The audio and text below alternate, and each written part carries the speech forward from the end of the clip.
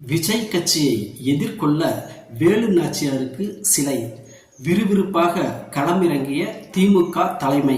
தமிழக வெற்றி கழகத்தின் தலைவர் விஜய் கட்சி ஆரம்பிச்சார்ல, அவர் கட்சி ஆரம்பிச்சதுலேருந்து பார்த்தீங்கன்னா திமுக தலைமை தன்னோட கட்சி நிர்வாகிகளுக்கு முக்கியமாக ஒரு அறிக்கையை சொல்லியிருந்தாங்க.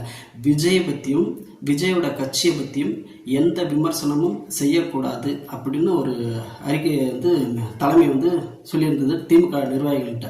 அதுபடி பார்த்தீங்கன்னா திமுக நிர்வாகிகள் யாருமே சமீப காலமாக விஜயை பற்றியும் விஜய் கட்சியை பற்றியும் எந்த விதமான விமர்சனமும் செய்யாமல் இருந்தாங்க. இந்த நிலைமையில தான் பார்த்தீங்கன்னா போன வருஷம் விக்கிரவாண்டியில் மாநாடு போட்டார், அப்புறம் மதுரையில் மாநாடு போட்டார். இதெல்லாம் பார்த்தீங்கன்னா மிக முக்கியமாக ஆளுங்கட்சி திமுக அரசு எடுத்து மிக கடுமையாக விமர்சனம் செஞ்சு மதுரை மாநாட்டில் பேசியிருந்தார். அங்கே விக்கிரவாண்டியில் கூட கொஞ்சம் குறைவாக தான் பேசியிருந்தார். ஆனால் பார்த்தீங்கன்னா மதுரை மாநாட்டில் மிக தீவிரமாகவே விஜய் பயங்கரமாக திமுகவை சாடி பேசியிருந்தார்.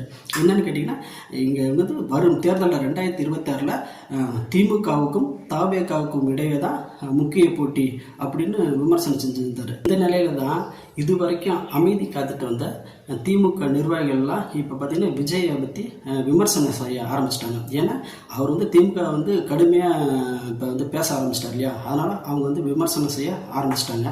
இதெல்லாம் வச்சுக்கிட்டு தான் திமுக தலைமை முக்கியமான ஒரு முடிவை எடுத்திருக்கிறதா செய்திகள் இப்போ பரவிட்டு இருக்கு.